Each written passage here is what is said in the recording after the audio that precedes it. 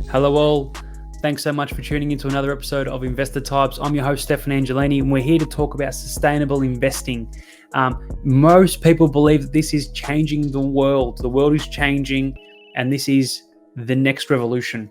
After the tech revolution, the telecoms revolution, comes the sustainable revolution. If you want to get your money to work, make your money work for you while creating a good environment around the world and doing better for the world, well, sustainable investing might be where your money is best spent. I sit down with a very knowledgeable fella who's going to take us through what sustainable investing is, what companies are benefiting, and even we're going to look into, well, what companies are benefiting from coronavirus. So it's a really informative episode today. Just want to remind you that if you are listening to this, just remember that it is general information only. Please don't consider it as personal advice, and if you're considering some sort of personal advice, well, go and speak to a licensed financial planner. Please enjoy the episode. Reach out to me with any comments. Without further ado, let's get into it.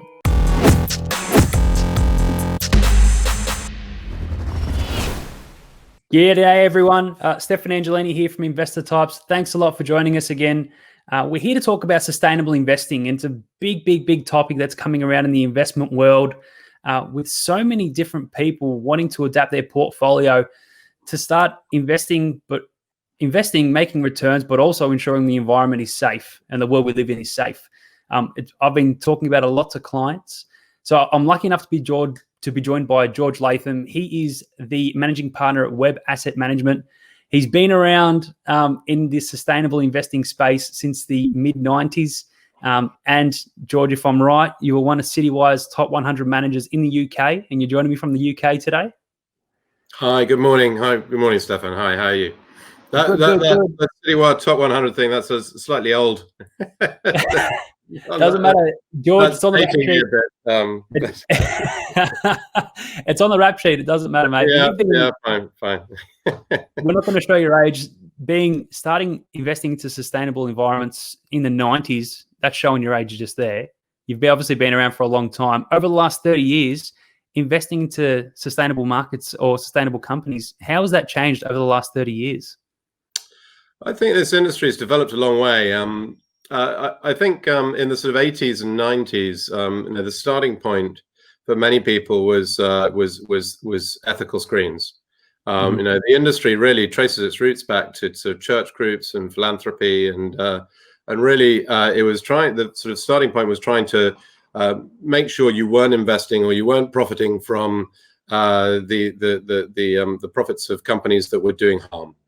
And so I think the sort of starting point was to do no harm, and it was a kind of moral approach of saying we think these industries are sort of affront ethical criteria, and so we'll cut those out. But I think what's happened over the last sort of 30 years or so is that, and what we've tried to be at the driving force of, is to sort of reframe this really from the starting point being purely a moral or an ethical one to one where it's a commercial one, thinking about what's changing in the world and how we see the economy developing in order to meet the needs of the population in a more sustainable way, and what companies are going to be successful in that environment. And that's not to sort of forget about the moral side of it or the ethical side of it, but really I think thinking about investing over the long term, how often these two different dynamics collide, and really doing the right thing or doing providing providing goods and services which create a better future for humanity can often be the route through to finding markets that are durable, that are sustainable, and that are growing in the longer term. So I think it's certainly where we've come from, and the way we've built our investment strategy over the years is really at its core is an investment. It's an investment philosophy. It's how we think over the long term. We're best going to be setting up our clients' capital, investing our clients' capital, both in the industries that we think can be successful, and avoiding the industries that we think are doomed to some level of failure over the longer term. And so I think what's happened over the very long term is that the notion of whether or not one can do good with your money and also do good for your money, whether those are in conflict or symbiotic with each other, has moved more towards the notion that actually this is commercial, sensible way of investing for the long term, and that old dichotomy of whether there's a conflict between the two has started to go away. And as the world changes and as government policies changes, there's definitely a more move to these sustainable investing themes or these sustainable themes. And I could imagine more and more companies been popping up over the last 30 years. And finally, I could imagine you've got a whole different array of companies to choose from in different sectors and industries. And you'd see what used to encompass the top 20 companies in the US, with the oil and gas manufacturers, have now become tech companies. And I could imagine healthcare providers are going to start ramping up into those top providers. CSL, for example, in Australia, has finally got up there. So that's good. But when we talk about sustainable themes, you've got resource efficiency, environmental, clean energy, safety, health, well-being, education, sustainable transport, big talk about electric cars, water management. What are you seeing as some of the main themes when it comes to sustainable investing? Well, no, in a way, I mean, yeah, we organize our universe, we organize our investment strategy by reference to a number of themes, both social themes and environmental themes. But really, the starting point is beyond the themes, if you like. It's at a higher level than the themes. To really, we're thinking about companies where the product or the service, so the source, the way that the goods and services that companies make, is that product solving a sustainability challenge. So we're looking for a particular dynamic where the growth in that company, that every time they sell more product, their unit sales growth has a lockstep relationship with better outcomes for the environment or society. So we have this definition of looking for companies where the product or the service is a solution to a sustainability challenge. And really that's looking forward. It's looking forward to companies that are creating a positive impact through the use of their products on the world that they see around them, from an environmental and a social perspective. You mentioned the index, and the index is a very backward-looking instrument. The big companies in the index, that defines the companies that have been successful over the past couple of decades. It often misses out on looking at the companies that will be successful in the coming decades. And so our strategy is very much focused on mid-cap companies, companies that are mid-sized companies, and we tend not to be involved very much in the companies that are the mega-cap companies, the companies that really dominate the index, and the more mature companies. We tend to be companies with a level of establishment, so we tend to look at companies that are profitable, that are established, that have a sort of trading track record, not a new whiz-bang we tend to avoid sort of new tech ideas that are still stuck on the lab bench, not yet commercially proven. So important. But we find the mid-cap kind of area is something of a sweet spot for finding companies that have a good balance of risk and reward, i.e. companies where they're established and we can see good governance and good establishment, and we can analyze that track record, but at the same time they're still at an interesting and a good point in their growth trajectory, that they can still see superior growth to the rest of the market. But it's that top definition of companies which are where the product has a positive impact that is really important. And then we come to the themes as a way of kind of organizing our thinking around that. And you're right that over the years that the available opportunity set has certainly grown, and I think when we first launched this strategy was in 2004, 2005, and this strategy focused entirely on global developed markets, companies providing a solution. We had an original a universe, an investable universe, about 350 stocks that we found. Now we've made the criteria for being in that universe increasingly tough. So we tighten the criteria, we make it more difficult. We have a higher bar for inclusion just in the universe of possible investee companies. But it's still, even despite that, over the last 15 years, it's grown. It's more than doubled. It's nearer 800 companies now in the universe. So certainly the opportunity set has grown, and But below those themes, we really look at the dynamics within the theme. So you mentioned, we have social themes, we have environmental themes. So they range from resource efficiency to health, safety, education, environmental services, cleaner energy, and so on. But it's below those themes that really we're looking for the end markets, the sources of growth, the dynamics within them. So within resource efficiency, we might be looking at manufacturing efficiency or materials efficiency, or energy efficiency. They're all different end markets, different types of solutions. One big talking point is that sustainable transport.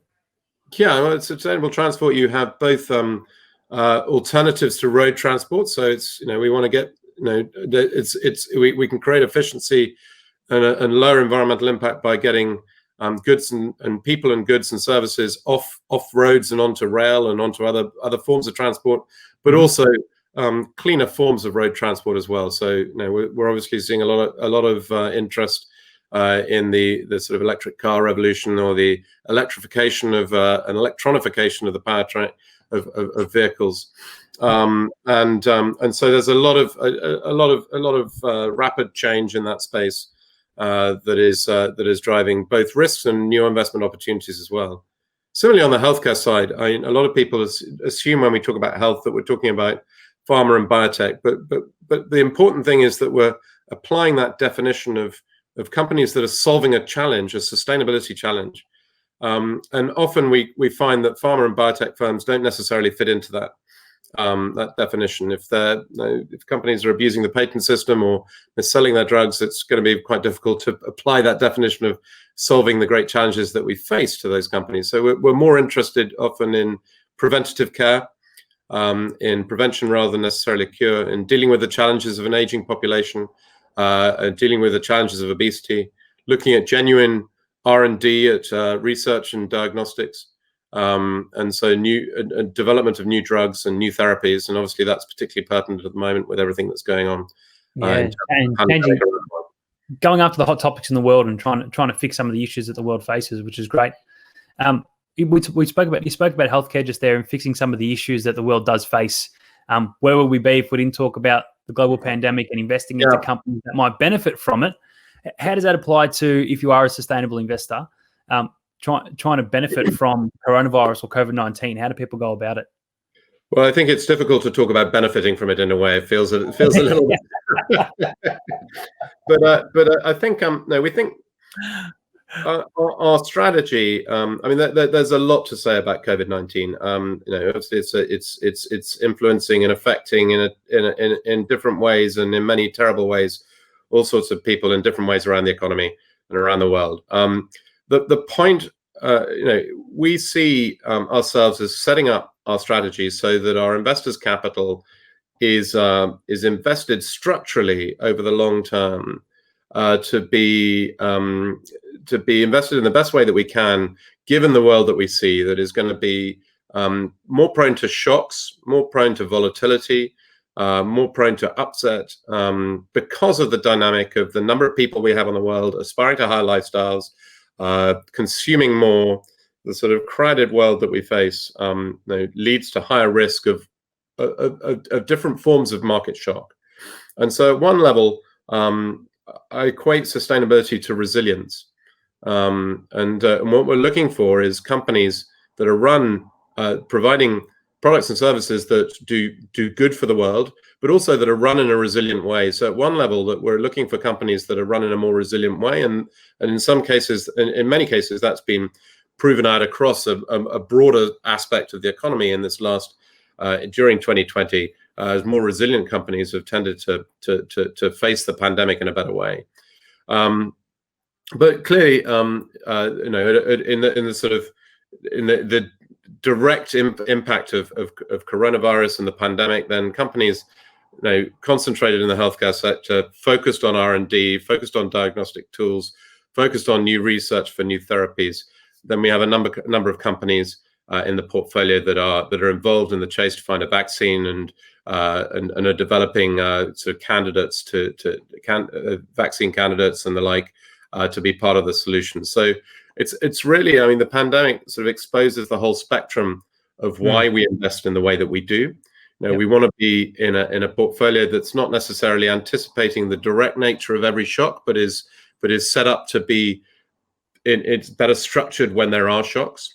The sort of social as well as the environmental themes give a balance in the portfolio between those that have more exposure to cyclicality and have more economic exposure, which tends to be more in the environmental themes, and those that are more defensive, which tends to be more in the social themes like health.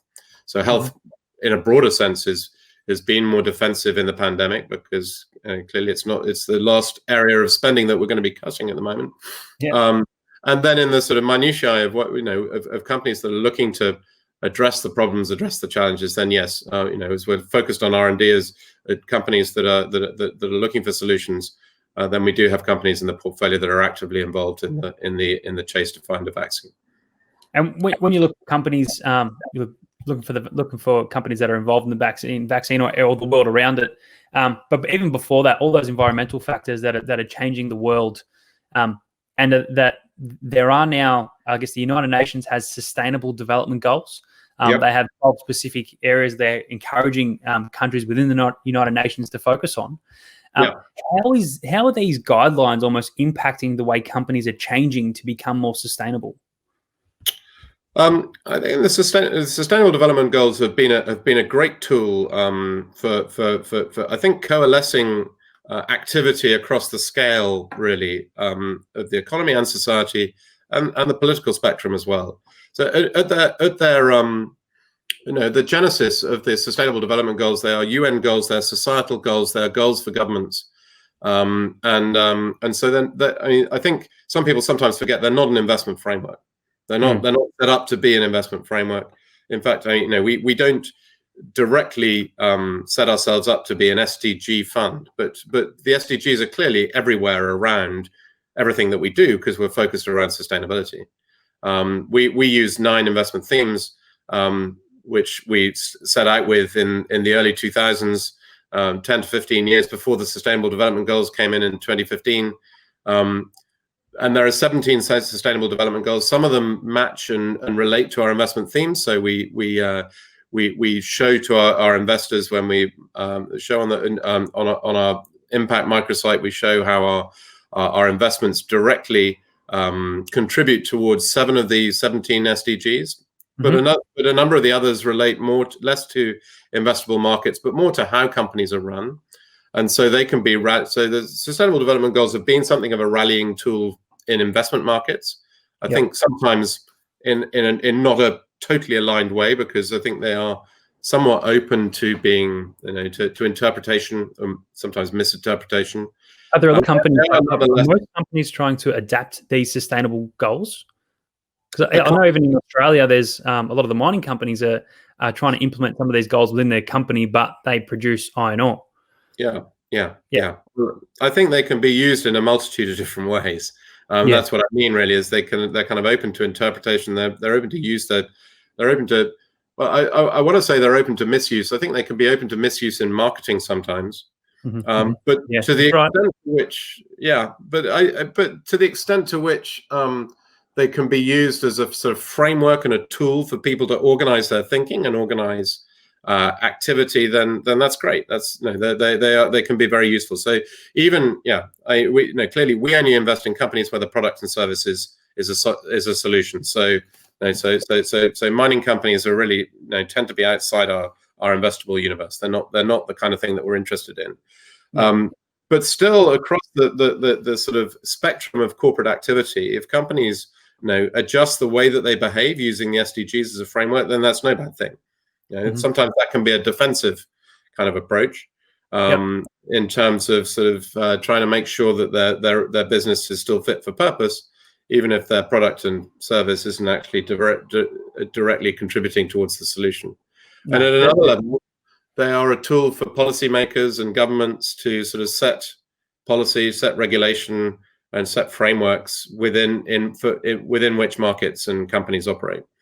So they're used at a range of different ways. And I think the great thing is having something that is very visible and very easily recognized, and the sort of and the more that people that they're used is a great thing, because it's developing recognition, and that can be on its own a sort of a call to arms and a call to action.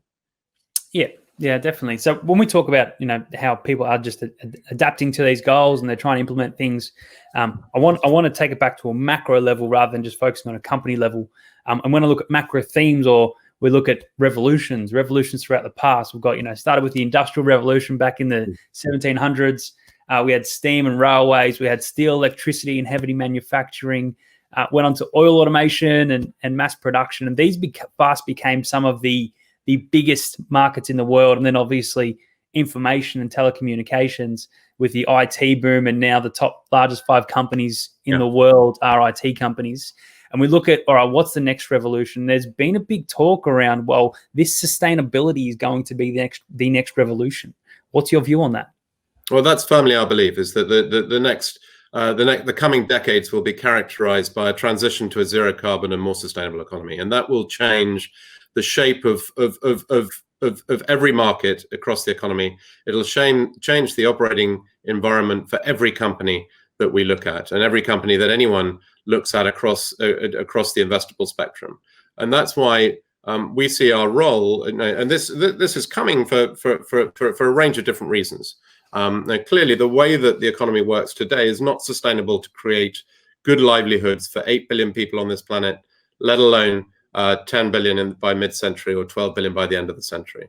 We need to de-link and disconnect the growth in better livelihoods and better lifestyles with the growth in resource consumption, because we live in a world where resources are finite. And we're already well beyond the carrying capacity of the planet. And so in order to be able to continue to provide for a growing population who have higher demands of higher standards of living, then we need to fundamentally change the shape of the global economy. And that will change for everything. And it'll change everything and for everybody. And for some industries, that will create an existential threat to their long-term future. There will be stranded assets. There'll be industries which become regulated out of existence. There'll be industries that consumers step away from. We've already seen a number of coal companies go bust. We've seen talk of stranded assets across the fossil fuel spectrum. And we've seen huge write-downs this year from many of the large oil and gas companies. And we think that'll continue. And parts of the market see the risk of a permanent loss of capital from that dynamic.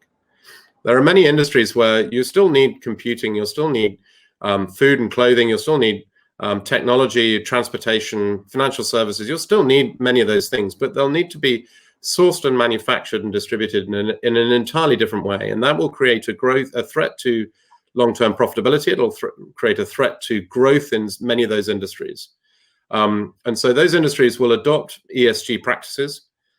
It's not necessarily an opportunity for them. And our job, our role, our structural positioning for our fund is only to focus on those companies for whom this transition is an opportunity.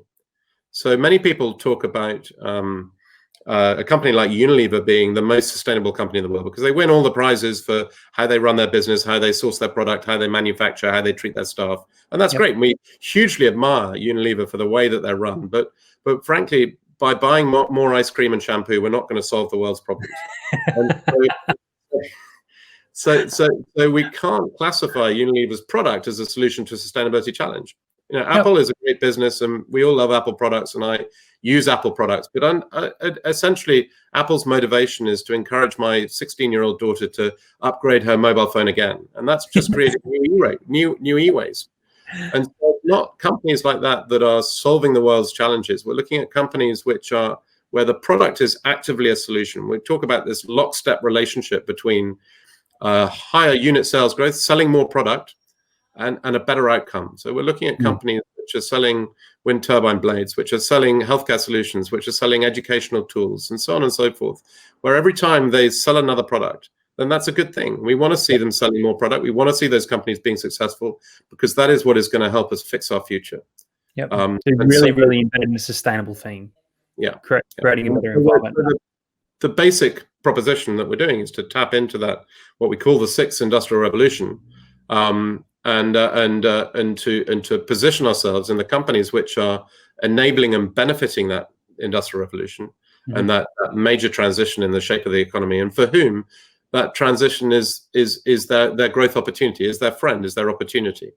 Yeah, well, I see it as I drive around the countryside throughout Australia. I look around and there's solar farms going up everywhere. There's a lot of wind farms, especially in country Victoria, and these are sustainable investments. What people don't realise is that you can get involved in the investment into these products, into these farms that create an ongoing revenue stream through publicly listed assets, and that's essentially what you buy.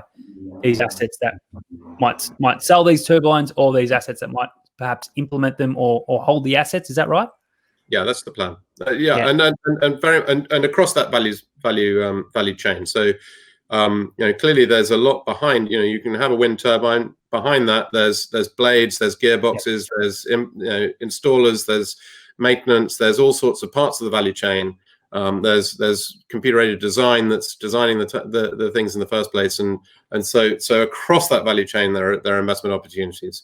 Sometimes not always in the sort of the thing that you see, the product you see very visibly at the end of the spectrum that's deployed, because sometimes it's further down the value chain and deep in the spectrum. But it's all part of how we get those products to market and how we develop more sustainable forms of energy, more sustainable sort of solutions to hold the whole manner of challenges we face across the spectrum. The old question is, when the mining revolution began, would you rather buy a mine that might go bust, or would you rather buy the shovel manufacturer? Yeah. Who's always going to keep the gold rush is the people who sold the picks and shovels who did the best. Yeah. So let's finish it up here. We'll focus on the macro, focus on a bit of the micro and the company perspective. Let's look at the end investor and the investor type of people that get into this kind of investment. So, based on your experience, what is the personality type of the investor that typically invests into a sustainable investment?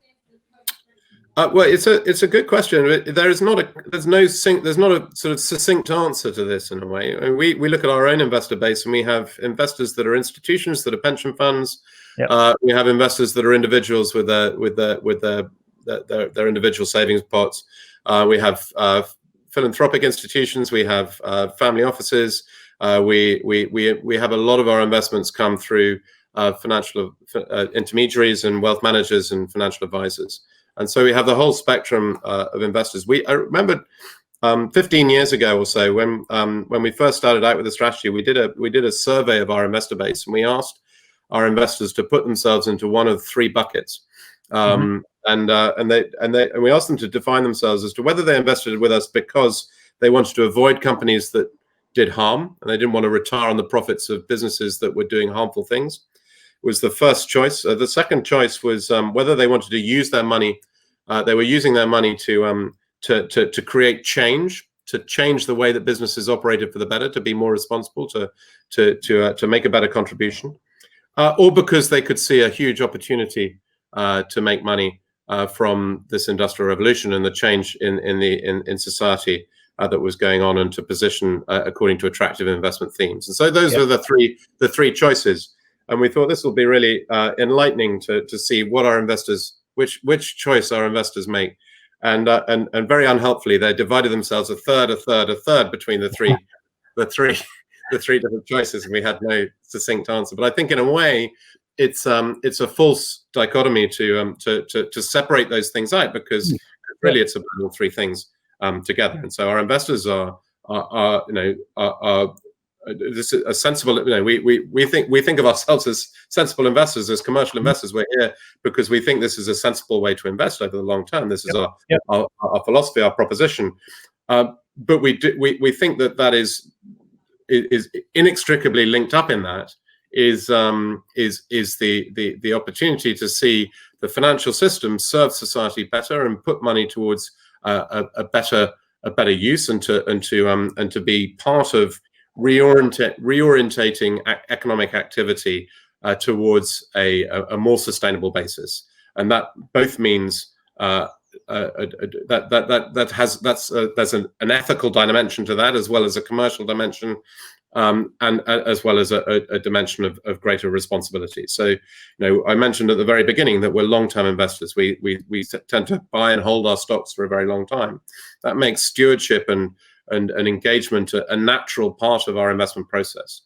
And we don't do that so that we're just can call ourselves responsible investors. We do that because we think it makes us better investors.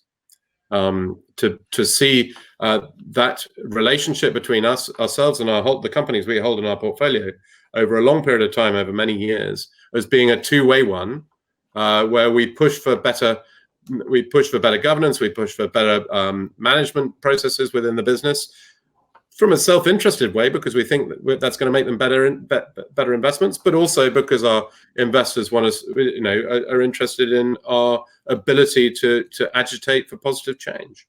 So it's I see it as a complete holistic approach. Sustainability is a holistic concept, and so couldn't agree more. It's all about, if you are one of these kinds of investors, you want your money to be making money, but also changing the world. And if you're a believer that the world is changing and there are people out there changing the world and companies changing the world, this is definitely a valid investment choice for anyone out there. And I'm a believer with you, George. But I want to wrap it up there. I want to say thank you for your time. I really appreciate you coming on.